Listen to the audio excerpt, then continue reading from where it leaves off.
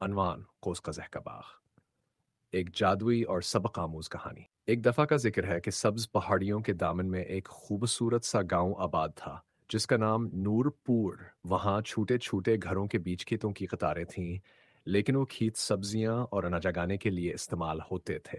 پھولوں کا کوئی نام و نشان نہیں تھا۔ اسی گاؤں میں ایک ننھسیلڑ کیر ہتھیت جس کا نام انایا تھا۔ انایا کی عمر صرف 8 سال تھی، لیکن اس کے خواب بتبڑے تھے۔ وہ ہر روزانہ تصویریں بناتی جن میں رنگ برنگے پھولوں سے بھرے باغ ہوا کرتے تھے۔ اس کی خواہشتی کو ایسا باغ بنائے جس میں کوسوک زہکت امامر ننگ موجود ہوں۔ لیکن آس کے اما ابا کہتے عنایہ بیٹا یہ سب خواب بہت خوبصورت ہیں، لیکن ہمارے گاؤں میں تو پانی کم ہے، پھولوں کے لیے وقتاور جگہ کہاں ہے؟ عنایہ اداس ہو جاتی، مگر میں ایک چنگاری علم میں ایک چنگاری جلتی رہتی۔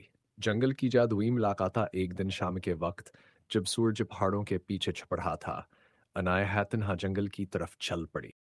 وہ اکثر وہاں جا کر درختوں سے باتیں کرتی، پرندوں کی چھچاہٹ سنتی اور ہوا کے ساتھ جھومتی۔ اسی دوران اچانک ایک چمکتی ہوئی تتلی عنایہ کے سامنے آ کر بیٹھ گئی۔ یہ تتلی عام تتلیوں جیسی نہ تھی۔ اس کے پروں پر کوسوک ہے تمام رنگ چمک رہے تھے۔ عنایہ حیرت سے بولی، تم کتنی پیاری ہو، کیا تم جادوئی تتلی ہو؟ تتلی مسکرائی اور بولی، ہاں عنایہ، میں کوس و قزح کی نگہبان ہوں۔ میں صرف ان بچوں کے پاس آتی ہوں جن کے دل نیک ہوتے ہیں۔ تمہاری خواہش بہت خوبصورت ہے اور تم اسے پورا کر سکتی ہو، لیکن شرط یہ ہے کہ تم ہر رنگ کے پھول کے لیے ایک نیکی کرو۔ عنایہ نے جھٹ وعدہ کر لی۔ نیکیوں کا سفر۔ اگلے دن عنایہ نے اپنے دل میں ٹھان لیا کہ وہ نیکیاں کرے گی۔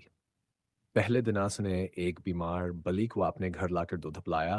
دوسرے دن اس نے گائے ایک بوڑھی خاتون کو لکڑیاں اکٹھے کر کے دیں۔ تیسرے دن وہ اپنے چھوٹے بھائی کو اپنے پسندیدہ کھلونے بیٹھی۔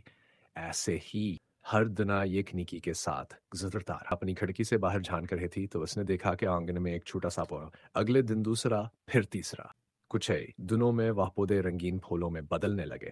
سرخ، پیلے، نیلے، جامنی، سبز، نارنجی، بالکل قوس و قزح جیسے۔ اب عنایہ کے آنگن میں صرف رنگ ہی رنگ تھے۔ تتلی پھر سے آئی اور بولی، تم نے نیکیوں کا باغ لگا لیا، اب یہ پھول کبھی نہیں مر جائیں گے۔ گاؤں والوں کی حیرانی۔ جب گاؤں کے لوگ عنایہ کے باغ کو دیکھنے آئے تو سب حیرت زدہ رہ گئے۔ انہوں نے پوچھا، یہ کیسے ہوا؟ تم نے پانی کہاں سے لیا؟ بیج کہاں سے آئے؟